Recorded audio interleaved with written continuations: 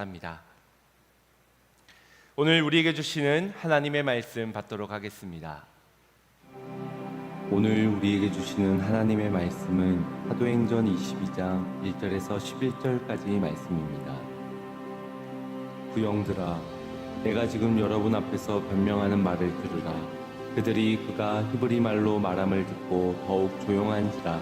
이어 이르되, 나는 유대인으로 길리기아 다소에서 났고 이 성에서 자라 가말리엘의 문화에서 우리 조상들의 율법에 엄한 교훈을 받았고 오늘 너희 모든 사람처럼 하나님께 대하여 열심히 있는 자라.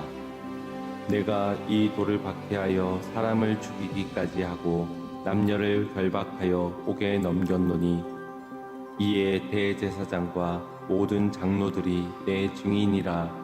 또 내가 그들에게서 다메섹 형제들에게 가는 공문을 받아가지고 거기 있는 자들도 결박하여 예루살렘으로 끌어다가 형벌받게 하려고 가더니 가는 중 다메섹에 가까이 갔을 때에 오종쯤 되어 호련히 하늘로부터 큰 빛이 나를 둘러 비치매 내가 땅에 엎드려져 들으니 소리 있어 이르되, 사울아 사울아, 내가 왜 나를 박해하느냐 하시거늘 내가 대답하되, 주님 누구시리까 하니 이르시되, 나는 네가 박해하는 나사렛 예수라 하시더라. 나와 함께 있는 사람들이 빛은 보고서도 나에게 말씀하시는 이의 소리는 듣지 못하더라. 내가 이르되, 주님 무엇을 하리이까? 주께서 이르시되, 일어나 다메섹으로 들어가라.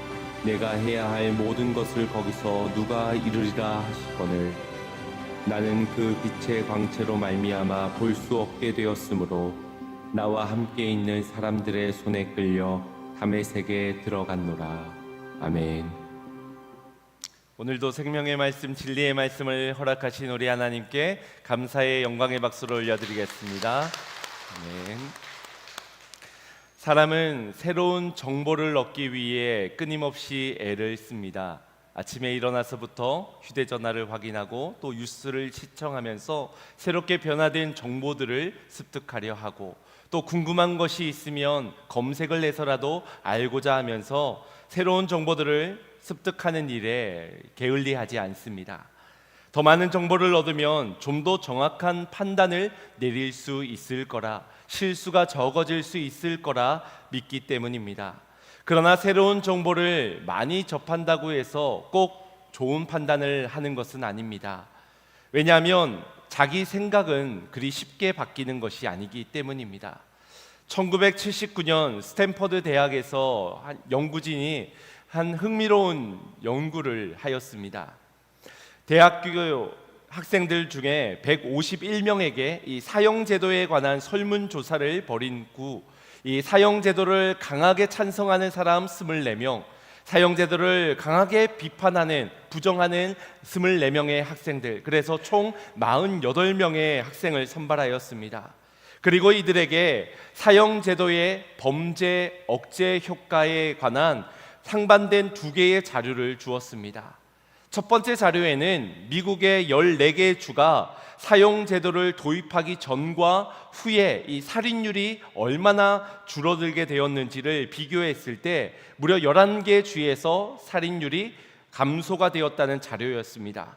이 자료만 보자면은 사형제도가 효과가 있는 듯 보입니다. 그런데 두 번째 자료를 보면 사형제도가 있는 주 인근에 있는 이 사형제도가 없는 주를 비교한 10쌍의 주를 비교하였을 때 무려 8개 주에서 이 사형제도가 있는 주의 살인율이 더 높다라는 결과를 보여주었습니다. 그러니 이 두 번째 자료를 보자면 사형 억제 효과는 효과가 없다라는 결론에 이르게 되는 겁니다.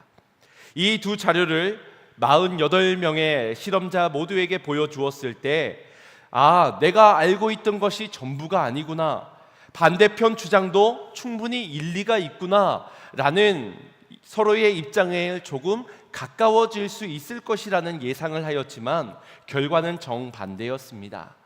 사형제도 찬성자들은 자신의 입장을 지지하는 연구를 더 신뢰했고 반대하는 사람들 역시도 자신의 주장과 맞아떨어지는 연구만 타당하다고 평가를 하였습니다.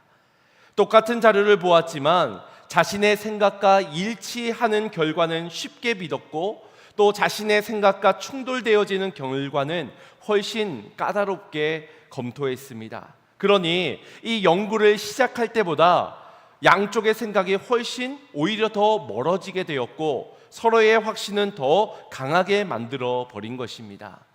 여러분, 부부 사이에도 그렇지 않습니까? 작은 분쟁을 가지면서 도저히 대화로서 해결이 되어지지 않을 때 자신의 타당한 주장을 근거할 만한 자료들을 내밀게 됩니다. 다른 사람도 이래, 저 사람도 저랬어, 전문가도 이렇게 말하잖아. 그러면 상대편도 다른 자료를 가져와서 내밀게 됩니다. 그러면 수용을 하는가, 그걸 기대하지만 오히려 더 강한 비판을 하게 됩니다. 그렇다고 제3자를 불러와서 자초지종을 설명을 하다가 그 사람이 한쪽의 편을 들면 이 제3자까지도 이상한 사람으로 취급을 하기도 하지요. 여러분, 이와 같은 연구가 보여주는 것은 사람은 진실을 알기 위해 정보를 찾는 것이 아니라는 것입니다. 사람은 진실을 있는 그대로 보기보다 자기가 보고 싶은 대로 보고 자기가 듣고 싶은 대로 듣습니다. 그래서 잘못된 길을 가는 사람에겐 확신이 별로 없을 것처럼 여겨지지만 그렇지가 않습니다. 오히려 틀린 길 그 위에서 누구보다도 강한 확신과 뜨거운 열정으로 달려가게 됩니다. 그러다 보니 이 열심이 클수록 자기 잘못을 인정하고 돌이키기가 더 어려워지는 것입니다. 오늘 본문에 등장하는 바울이 바로 그런 사람이었습니다. 그는 하나님에 대한 정보가 부족했던 사람이 아닙니다. 오히려 하나님을 누구보다 잘 안다고 확신했고, 또 누구보다도 뜨거운 열정을 가진 사람이었습니다. 그런데 그게 오히려 화가 되었습니다. 문제가 되었던 겁니다. 그는 성경을 깊이 배웠고 또 율법을 지키는 일에는 누구보다 열심을 내었으며 자신이 하는 일이 하나님께 영광일 것이라는 기대감 가운데 조금도 의심치 않았습니다. 그런데 그 결과가 어떠하였습니까? 예수님을 믿는 사람을 잡아다가 감옥에 쳐넣었지요. 또 스데반을 죽이는 일에는 앞장서기도 하면서 그 모든 일들이 하나님께 충성된 일이라고 믿어 의심치 않았습니다. 자신의 생각이 확신이 되고 전통과 경험에 맞추어 모든 사건을 해석하니 잘못된 길을 계속해서 걸어가게 되었던 겁니다. 하나님께서 그런 바울을 어떻게든 멈춰 서게 하기 위해서 그가 가진 확신의 빛보다 더 강력한 빛, 더 밝은 빛을 그에게 비추어 주어 멈춰 세우게 됩니다. 본문은 바울이 그때의 일을 떠올리며 예루살렘 군중들 앞에서 직접 간증하는 장면이 오늘의 본문입니다. 바울은 제3차 전도 여행을 마치고 돌아온 후에 그를 기다리고 있었던 것은 따뜻한 환영이 아니라 오히려 살기 가득한 폭도들의 공격이었습니다. 그래서 오늘 본문 바로 앞장인 21장을 보면은 유대인들이 이방인들에게도 구원의 문이 활짝 열려 있습니다. 이 보편적 구원론을 외치는 바울을 시기하고 그를 향해 분노의 말들을 쏟아냅니다. 구원은 오직 유대인들만의 전유물이어야 하는데 이 하나님의 바다 같은 넓은 은혜로 말미암아 이방인들까지 구원을 입는다고 하니 이 좁디 좁은 선민 사상을 가진 유대인들에게 있어서는 반발심이 일어났던 것입니다. 여기에서 로마 천부장이 개입하지 않았다면 그 자리에서 바울은 죽임을 당할 수 있는 그런 위기의 상황이었습니다. 그런데 놀랍게도 쇠사슬에 묶인 바울은 자신을 죽이려는 군중들 앞에서 어떤 정교한 법에 관련되어진 논리나 변증을 하는 것이 아니라 자신이 어떻게 예수님을 만났는지, 어떻게 인생의 방향이 바뀌게 되었는지를 간증하기 시작합니다. 자신의 억울함을 푸는 것보다 복음을 전하는 일이 훨씬 더 중요했던 것입니다. 간증이란 무엇입니까? 내가 얼마나 대단한 일을 경험했고 그 대단한 일에 내가 어떤 번쩍이는 생각과 또 옳은 행동을 했느냐를 자랑하는 것이 아닙니다. 하나님을 위해 무엇을 했는지가 아니라 하나님이 나같이 부족한 사람, 나같이 연약한 사람을 위해서 하신 그 놀라운 일을 자랑하는 것이 간증입니다. 그 속에 나라는 사람의 이야기가 들어가지 않을 수는 없겠지만 결국 그 이야기의 주인공은 내가 아니라 하나님이어야 그것이 진정한 간증이 되게 되는 것입니다. 사도행전에는 바울이 다메섹에서 예수님을 만난 사건을 무려 3번이나 소개를 합니다. 9장에서는 제3자의 시선으로 이 다메섹 사건을 기록했는가 하면 오늘 본문이 22장과 26장에서는 바울 자신의 입으로 이 회심의 순간을 고백하게 됩니다.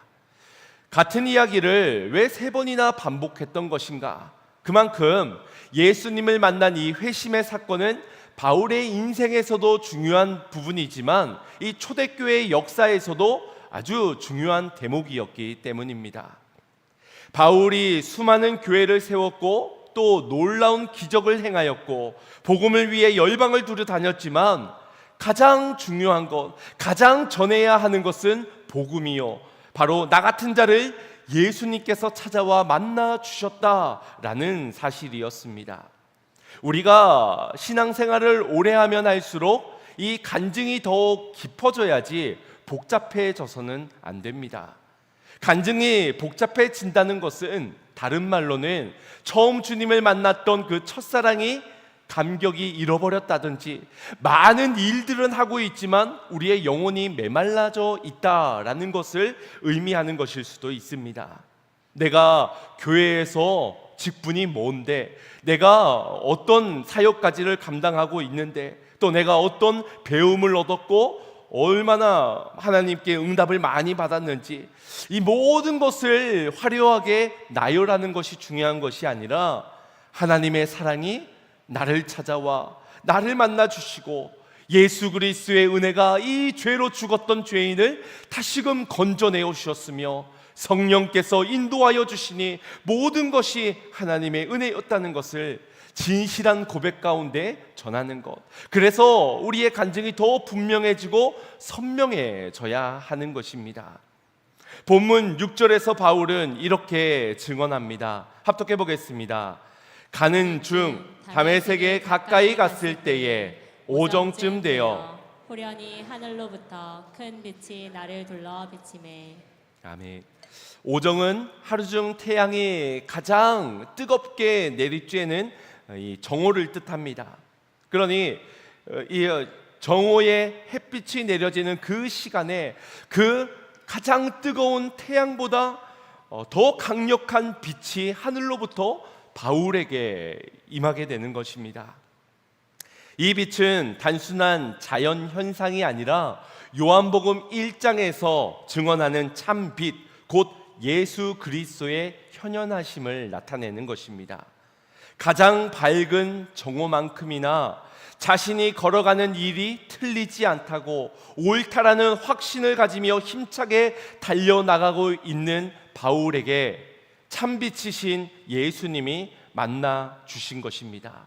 이 만남이 자신이 그동안 진리라고 믿었던 것들이 실제로는 어둠이었고 자신이 얼마나 깊은 어둠 가운데서 거했는지를 비로소 그 빛을 만난 순간 깨닫게 된 것입니다.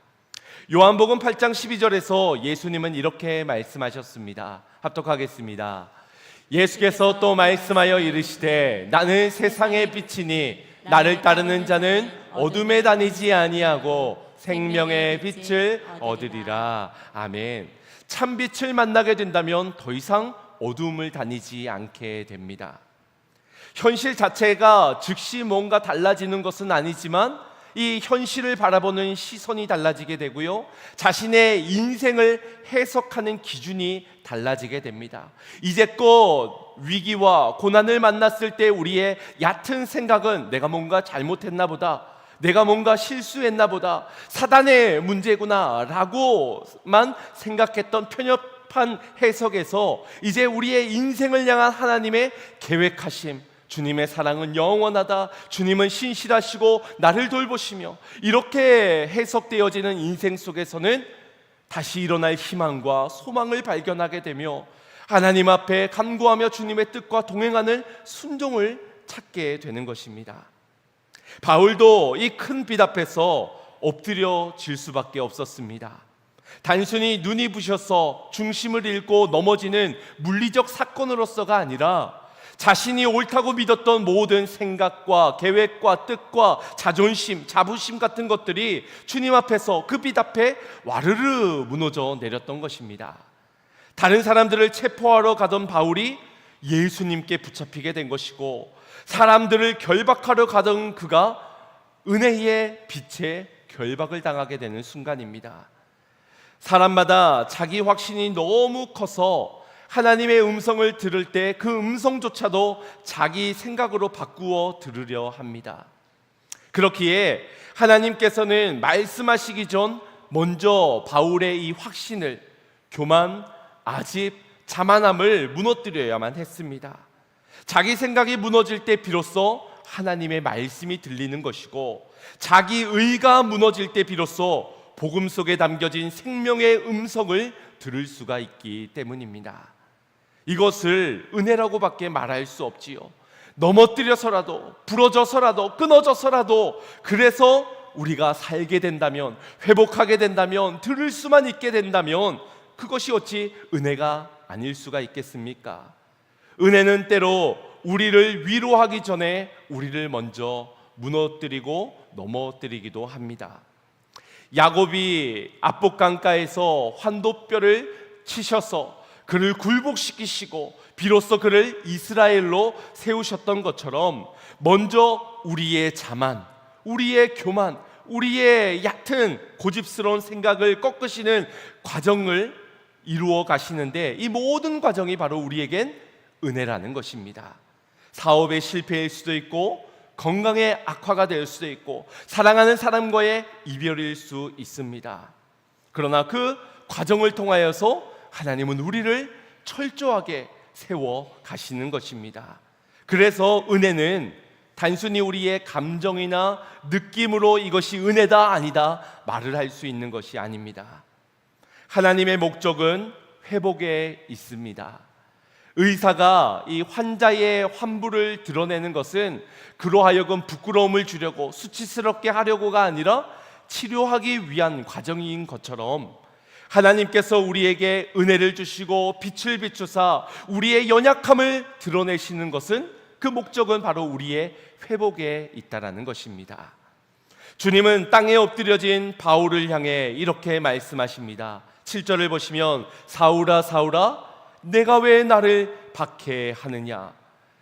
마치 비수를 꽂는 듯한, 그의 과거를 책망하는 듯한 주님의 꾸짖음 같지만, 이는 바울의 확신을 무너뜨리셔서, 바울의 교만함을 꺾으셔서 비로소 그를 살리시고 회복시키려는 주님의 은혜의 음성인 것입니다. 지금껏 그가 가진 의와 율법의 열정은 다른 사람을 죽이는 데 사용되어진 열심이었지만, 이제는 사람을 살리는 복음의 열정으로 그를 변화시켜 사용하기를 원하셨기 때문입니다. 바울은 이 은혜의 순간 떨리는 목소리로 주님께 첫 번째 질문을 던집니다. 8절을 보시면, 주님 누구시니까를 묻게 됩니다. 자신이 당한 이 이해할 수 없는, 이해 못할 일련의 상황들의 원인을 묻기보다 강권적으로 찾아와 만나주신 주님에 대해서 묻는 것입니다. 이것은 우리의 인생이 바뀌어지는 순간이 언제인지를 보게 되는 지점입니다. 좋은 어떤 환경과 상황이 꾸려져서 어떤 문제로 인해서 내 인생이 바뀌어지는 것이 아니라, 누구를 만나느냐에 따라서 우리의 인생은 바뀌어지게 되는 것입니다. 환경이 인생을 바꾸는 것이 아니라 만남이 인생을 바꾸는 것이라는 겁니다. 사람만 잘 만나도 인생이 달라지게 되는데, 하물며 살아계신 예수님을 만난다면 그 인생이 완전히 새로워지지 않겠습니까? 다만 우리가 물음이 있어야 합니다. 우리의 갈망이 주님을 향해야 한다는 것입니다. 주님 누구시니까? 주님은 도대체 누구십니까? 나에게 있어서 주님은 어떤 분입니까? 주님께서는 그런 물음을 던지는 바울에게 나는 내가 박해하는 예수라, 나사렛 예수라 라는 답을 주십니다. 바울에게 있어서 이 응답은 어떤 자기 소개가 아니라 충격적인 메시지로 다가왔을 겁니다. 왜냐하면 예수님은 분명 십자가에 달려 죽었다고 믿고 있기 때문입니다. 부활을 증거하는 여러 사람들이 있었지만 그것이 다 거짓이라고 확신해 왔기 때문에 이 나는 네가 박해하는 나사렛 예수라 라는 이 음성은 충격으로 다가왔던 것입니다. 더 이상 부인할 수가 없는, 더 이상은 거짓이라고 외면할 수 없는 강력한 빛 가운데 자신이 비춰지게 된 것입니다. 사랑하는 성도 여러분, 신앙생활은 첫째도 겸손이요 둘째도 겸손입니다. 왜냐하면 겸손하지 않는 자는 결코 주님의 음성을 들을 수가 없기 때문입니다. 내가 아는 것이 다 맞습니까? 내가 옳다고 인정한 것은 정말 언제나 변함없는 진리요 옳은 것입니까? 아닙니다. 내 경험과 전통이 언제는 맞을 수 있지만 언젠가는 틀릴 수 있는 것이고 내가 알고 있는 것이 전부가 아닙니다. 그러니 우리는 겸손해야 합니다. 주님, 제가 잘못 보고 있는 것이 있습니까? 제가 잘못 판단하고 있는 것이 있습니까? 하나님을 위한다고 말하면서 실제로는 하나님의 마음을 거스리고 있는 행동과 말은 없습니까? 물을 수 있어야 합니다.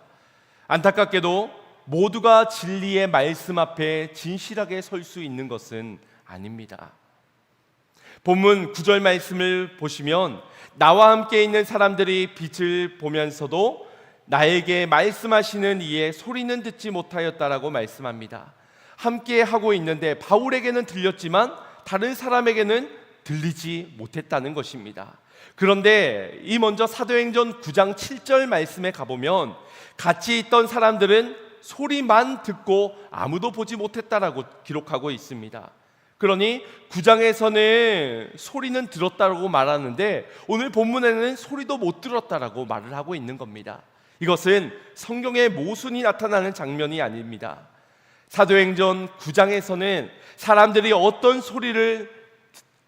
소리가 들리는 현상 자체는 경험했다라는 의미이지만 22장에서는 소리와 그 소리의 뜻과 메시지를 깨닫지는 못하였다라는 그런 의미입니다. 다시 말해서 바울에게는 주님의 음성이 들렸고 그 음성 속에서 주님의 메시지를 붙잡게 되었지만 사람들에게 있어서는 그 의미가 도통 알 수 없는 소음으로 들렸다라는 것입니다. 이것이 오늘 우리의 예배 가운데서도 일어날 수 있는 현상이라고 보여집니다.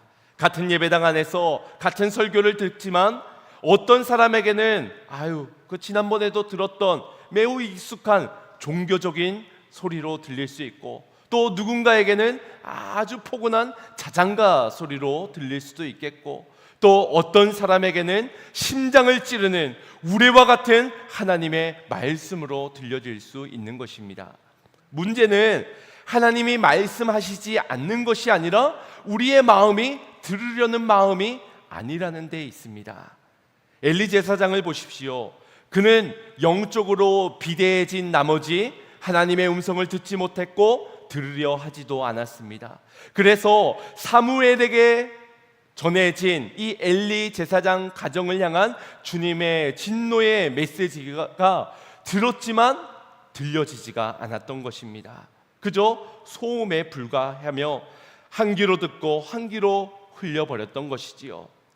이처럼 우리의 마음이 세상의 소음으로 때로는 내 안에 염려와 욕망의 소리로 가득하다면 말씀이 귀로는 들려도 우리의 영혼에 닿아지지는 않게 됩니다. 순종할 마음이 없는 사람, 들으려는 마음조차 없는 사람, 그런 사람에게는 그저 소음인 것입니다. 여러분은 어떻습니까? 지금 이 시간 하나님의 말씀을 사모하는 마음이 있으십니까? 어떤 말씀이든 순종하려는 준비가 되어져 있으십니까? 결국 이 차이가 우리의 믿음의 차이요 주님과 나 사이의 영적 거리라고 할 수 있습니다. 잠언 8장 17절에 이렇게 말씀합니다. 합독하겠습니다. 나를 사랑하는 자들이 나의 사랑을 입으며 나를 간절히 찾는 자가 나를 만날 것이니라. 아멘. 사랑하는 사람의 음성은 수많은 사람들의 소리 가운데서도 그 사람의 목소리를 알게 되지요. 아이들이 가득 모여져 있는 운동회장에서 이 부모는 자식을 한눈에 알아보게 됩니다. 꼭 어떤 옷을 입고 갔기 때문에 그 빨간 티셔츠를 찾아서 내 아들이다, 내 딸이다 말하는 것이 아닙니다. 반대로 자녀도 수많은 부모님들이 오신 그 상황에서 엄마 아빠가 나의 이름을 부르는 그 목소리를 번뜩 알아듣습니다. 그건 수많은 부모님들 중에 목소리가 가장 크기 때문에 알아듣는 것이 아니라 오랫동안 사랑과 신뢰의 관계 속에서 반복하여 들려왔던 그 목소리, 나의 엄마 아빠의 목소리이기 때문에 알아듣는 것입니다. 하나님의 음성도 동일합니다. 사랑하는 나의 목자의 음성을 늘 말씀 속에서 들어왔고 늘 기도함 속에서 내 안에 성령께서 말씀하신 것을 들어온 사람이라면 어느 곳에인들 주님의 음성을 듣지 못하겠습니까? 고난과 위기 가운데서도 나를 향한 하나님의 음성을 들을 수 있다라는 것입니다. 결국 하나님의 음성은 관계를 통해서 들려지는 것입니다. 좋은 마이크, 위대한 목사님의 그런 스피치를 통하여서만 전해지는 것이 아니라 나와 하나님과의 관계, 그 관계에 있어서 들려지기도 하고 안 들려지기도 하고 자장가로 들려지기도 하고 나를 향한 순종의 주님의 명령으로 들려지기도 한다는 것입니다. 그러니 주님께 새로운 음성을 요구하지 마십시오. 뭔가 번뜩이는, 뭔가 내 인생에 기발한 음성을 기다리지 마십시오. 이미 들은 말씀에 순종하는 자가 되시기를 바랍니다. 그 걸음부터가 완성되어져야 하나님과의 깨어졌던 관계가, 멀어졌던 관계가 바로 서지 않겠습니까? 이 시간 예배 가운데서도 잠들어 있는데 내 사업에서 하나님의 음성을 들을 수 있겠습니까? 우리의 가정에 향한 하나님의 메시지는 들을 수 있겠습니까? 그럴 수 없다라는 것입니다. 이어서 바울은 두 번째로 주님 앞에 질문을 던지게 됩니다. 10절을 보면 주님, 무엇을 하리이까? 이 질문은 주님, 이제 내가 어떻게 살아가야 되겠습니까?를 묻는 질문입니다. 참된 만남은 질문이 생기게 됩니다. 당신은 어떤 사람입니까? 당신은 몇 살입니까? 어디에 사십니까? 이런 질문들을 갖게 되지요. 그러나 오늘 만나고 내일 헤어지고 다시 만나지 않을 사람에게 굳이 그런 질문은 던지지 않을 겁니다.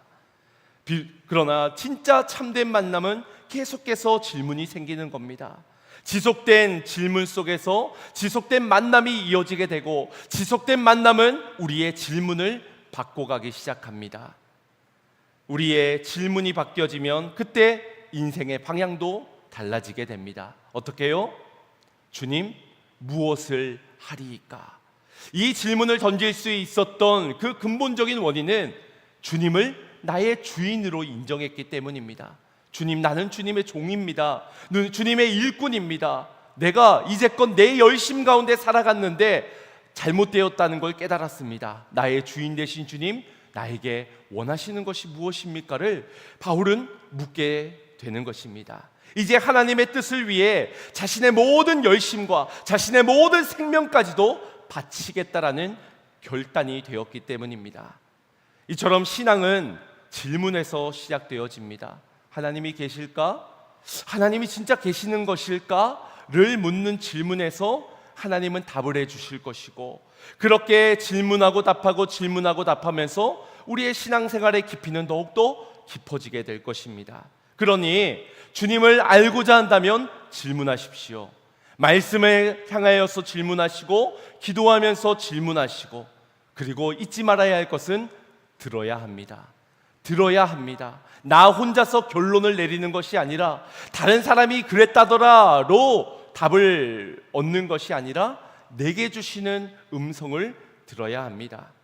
그렇게 질문하고 듣고 더 깊은 질문 가운데 더 깊은 응답하시는 주님을 만남으로 우리는 주님과의 관계가 더 깊어져야만 합니다. 주님께서는 바울의 질문, 주님 무엇을 하리이까라는 질문에 이렇게 답하십니다. 이어진 10절 말씀을 보면 일어나 다메섹으로 들어가라. 네가 해야 할 모든 것을 거기서 누가 이루리라. 예수님께서는 그 자리에서 바울의 미래에 대한 일들을 설명해 주지 않았습니다.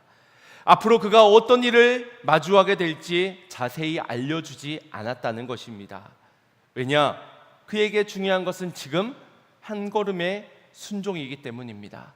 이제껏 자신의 생각대로, 자신의 판단대로 걸음걸음을 옮겨오던 인생에서 앞으로 하나님께 붙들린 내 화려한 인생은 어떻게 될까, 영광스러운 삶은 어떻게 될까를 보여주는 청사진이 중요한 것이 아니라 돌이켜진 한 걸음의 걸음이 중요했던 것입니다. 일어나라, 그 한 걸음. 들어가라, 그 순종의 한 걸음. 우리는 모든 계획을 한꺼번에 보여주기를 원하지만 주님께서 원하시는 것은 한 걸음의 순종입니다. 예배드리는 그 한 걸음, 말씀을 펼치는 그 한 걸음, 무릎을 꿇는 그 한 걸음.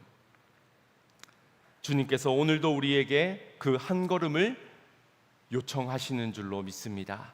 우리가 2030 비전을 두고 함께 기도하고 있지요. 함께 비전 헌금도 드리고 있습니다. 앞으로 뭐가 어떻게 될지 많이 궁금하시죠? 저도 궁금합니다. 아마 근심도 되어지실 겁니다. 뭔가 앞으로 어디로 갈지, 가서 어떻게 건물이 세워질지, 그 건물을 세운 걸 어떻게 감당할지 아무것도 모르니 알려주시면 한결 가벼운 마음으로 이 모든 걸음들을 달려나갈 수 있을 듯 싶지만 주님이 원하시는 것은 지금은 기도하는 것입니다. 지금은 함께 하나님 하실 일을 기대하며 동행하는 것입니다. 그렇게 한 걸음 일어나서 한 걸음 들어가면 하나님께서는 정한 모든 것을 거기서 알게 하실 것입니다. 오늘 바울도 그러하듯이 말입니다. 물론 그 한 걸음이 어려운 것은 사실입니다. 바울을 보십시오. 눈을 뜨게 해줬을 때는 일어나는 것도 쉬웠고 들어가는 것도 어렵지가 않았을 겁니다. 그런데 강력한 빛 가운데서 앞을 보지 못하는 상황에서 일어나는 것이 얼마나 어렵겠습니까? 들어가는 것은 훨씬 더 어려운 일입니다. 지금까지의 자신의 지식과 경험은 아무 쓸모가 없는 배설물이 되었고, 눈이라도 보여주시면 일어나고 들어가는 것 빨리 할 수도 있겠는데 앞을 볼 수가 없으니 얼마나 답답했겠습니까? 이 뭐 하라는 건지 말라는 건지 왜 이렇게 일을 어렵게 하시는지 도통 주님이 이해가 되어지지 않는 겁니다. 그러나 여러분, 빨리 가는 것이 중요합니까? 다메섹에 들어가는 것이 중요합니까? 다메섹에 쉽게 들어가는 것이 중요합니까? 그렇지 않습니다. 주님께서 내게 중요하다 말씀하시는 것은 일어나는 것입니다. 들어가는 것입니다. 무엇은 힘으로? 주님을 신뢰하는 믿음으로 일어나고 주님을 의지하는 믿음을 가지고 들어가기를 원하시는 것이지 빨리 쉽게 그것은 중요한 것이 아닙니다. 사랑하는 성도 여러분, 바울은 다메섹으로 들어가는 말씀을 들었지만 그곳에서 무슨 일이 일어날지 전혀 알지 못하였습니다. 자신의 눈이 다시 거기 가면 뜨게 될지, 앞으로 거기 가면은 어떤 일들이 벌어질지 아무것도 알 수가 없었습니다. 다만 그가 알고 있는 한 가지, 이제는 내 확신대로 살면 안 되는구나. 하나님께서 말씀하시는 대로, 빛이 나를 인도하시는 대로 살아가야 하는 것이구나. 이것을 분명한 확신으로 깨닫고 붙잡았습니다. 오늘 자신의 눈은 거기 가서 뜨게 될지 몰라도, 앞으로 어떤 일이 벌어질지 몰라도 주님을 신뢰하는 믿음을 가지고 일어났고, 그리고 주변의 사람들의 도움을 받아서 들어갔던 바울의 인생을 보면서 우리의 인생에도 불확실한 것들이 너무나도 많고 근심되고 염려되어지는 내일의 일들 속에서 단 한 가지를 붙잡을 수 있기를 소원합니다. 하나님은 살아계십니다. 하나님의 말씀은 이루어집니다. 하나님의 일은 하나님이 하십니다. 그 신뢰, 그 믿음을 가지고 주님을 따라가는 순종의 사람이 되어야 할 줄로 믿습니다. 오늘 저와 여러분에게 필요한 것은 더 많은 정보가 아닙니다. 어디 땅값이 싸더라, 어떻게 하면은 빨리 간다더라, 더 성공한다더라, 더 높아진다더라, 그런 성공에 관련된 더 많은 정보가 아니라 주님을 향한 신뢰요 믿음인 줄로 믿습니다. 믿음은 모든 답을 알고 출발하는 것이 아니라 말씀하신 그 말씀을 이루시는 하나님을 신뢰하기 때문에 한 걸음의 순종을 내디딜 수 있는 것입니다. 바울은 눈을 떴지만 아무것도 볼 수 없었습니다. 그러나 그때부터 그는 자기 확신이 아니라 주님의 말씀을 신뢰하는 믿음을 따라갈 수 있었습니다. 그렇다면 여러분 한번 선택해 보십시오. 앞을 보지 못하면서도 바른 길을 가는 것이 좋겠습니까? 아니면 앞을 보면서도 잘못된 길을 가는 것이 좋겠습니까? 바른 길을 가는 것이 중요하지요. 앞을 보지 못하더라도, 넘어지더라도, 가진 걸 다 잃더라도 바른 길을 가는 것이 중요하지 않겠습니까? 그런데 우리가 주님께 원하는 건 무엇입니까? 주님, 앞도 보면서 빨리도 가면서 성공도 하면서 좋은 게 좋은 거, 쉽고 빠르고 편한 것을 원하고 있지 않습니까? 그것이 잘못되어졌다는 것이 아니라 우리의 믿음 없음이 문제라는 것입니다. 주님을 향한 사모함도 없고 주님을 향해 순종하고자 하는 결단도 없고 그저 쉽고 빠르게만 안정적이게만 원하고 있는 우리의 믿음 없음, 주님과의 멀어진 그 거리가 문제라는 것입니다.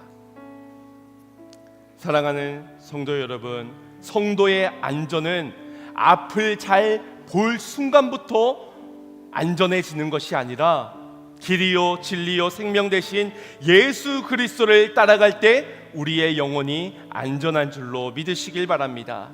이를 위해 우리도 자기 확신을, 자기 고집을, 자기 교만을 철저히 내려놓기를 소망합니다. 뭔가 주님께서 환도뼈를 치셔서라도 우리를 굴복시키실 때 그때라도 항복해야 되지 않겠습니까? 다 잃고 나서 그때 항복하는 것이 아니라 겸손히 지금 주님 앞에 엎드려질 수 있는 저와 여러분이 되기를 소망합니다. 그리고 빛 대신 주님 앞에서 두 가지의 질문이 드려지기를 소원합니다. 주님은 누구시니까? 주님 더 알길 원합니다. 말씀 속에서 주님 더 깊이 알기를 원하나이다.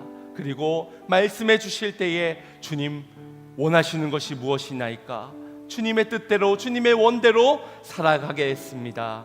내 뜻이 아닌 주님 뜻대로 살겠습니다. 사랑하는 여러분, 일어나시길 바랍니다. 들어가시기를 바랍니다. 주님과 함께 동행하시기를 축복합니다. 예배의 자리, 섬김의 자리, 헌신의 자리, 그렇게 주님이 내게 원하시는 한 걸음의 순종을 내디딜 수 있는 성도님들의 한 주간이 인생이 되어지시기를 주님의 이름으로 축원드립니다. 아멘. 우리 주신 말씀 생각하시면서 다 함께 자리에 일어나서 이렇게 찬양했으면 좋겠습니다. 내가 눈을 떠도 주님이 없으면 아무것도 아닙니다. 내가 모든 걸 가져도 주님이 함께하지 않는다면 내 인생은 실패입니다. 주님과 함께하는 인생을 기대하고 사모하게 하여 주시옵소서. 찬양합니다. 빛이 없어도 환하게 다가오시는 주 예수 나의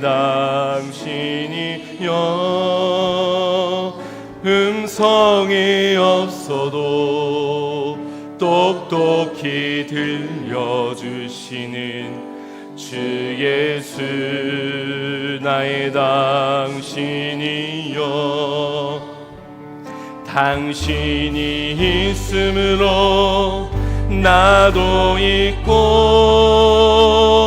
당신의 노래가 머금으로 나는 부를 수 있어요. 주여, 꽃처럼 향기 나는 나의 새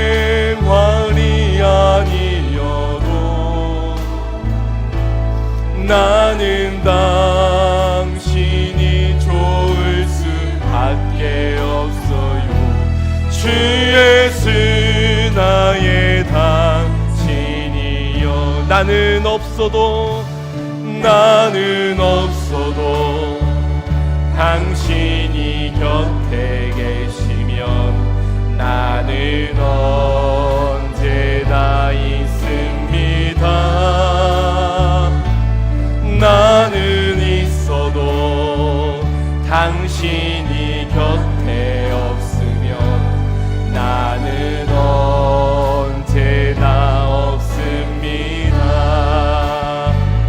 당신이 있음으로 나도 있고 당신의 노래가 머금으로 나는 부를 수 있어요. 주여 꽃처럼 향기 나는 나의 생활이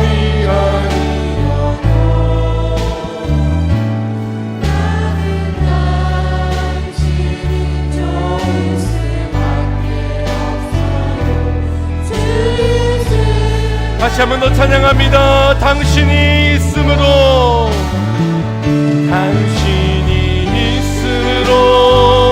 나도 있고 당신의 노래가 머금으로 나는 부를 수 있어요. 주여 꽃처럼 향기 나는 나의 생활이 아니어도 나는 당신이 좋을 수밖에 없어요. 주 예수 나의 나는 당신이 좋을 수밖에 없어요. 주 예수 나의 모든 가진 것을 잃어도 주님 앞에 진실되게 고백합니다. 나는 당신이 좋을 수밖에 없어요. 주 예수 나의 당신이여. 아멘. 여러분, 우리의 인생 저마다 편하고 화려하고 성공한 인생을 꿈꾸겠지만 그 인생에 주님이 함께하지 않는다면 그 인생은 실패한 인생입니다. 그러나 가진 것을 다 잃어도 주님이 함께 하시는 인생이라면 그 인생은 성공한 인생이요 승리하는 인생인 줄로 믿습니다. 주여, 빛 가운데 찾아와 만나주신 주님을 외면하는 자 되지 않게 하여 주시옵소서. 나의 교만 때문에, 나의 아집 때문에, 나의 생각 때문에 주님을 멀리하는 어리석음을 범치 않게 하여 주시고 하나님이 함께하는 인생을 사모하며 주님을 더 깊이 알길 원합니다. 주님의 뜻대로 순종하기를 원합니다. 한 걸음의 순종을 결단하는 우리가 되기를 소망합니다. 우리 이 시간 주의 한번 부르짖고 말씀을 붙잡고 기도하겠습니다. 주여,